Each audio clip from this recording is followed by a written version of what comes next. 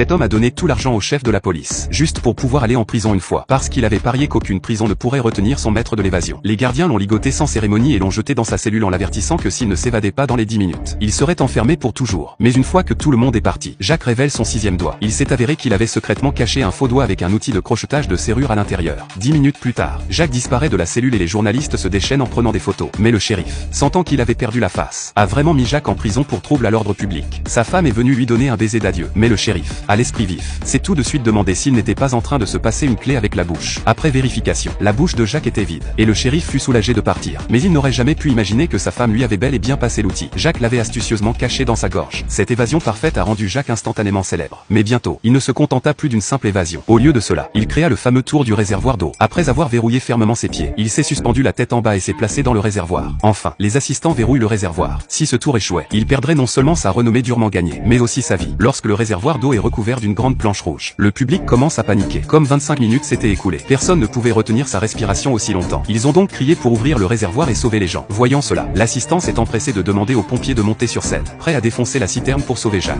Cependant, lorsque les planches d'acajou ont été déplacées, le réservoir était étonnamment vide.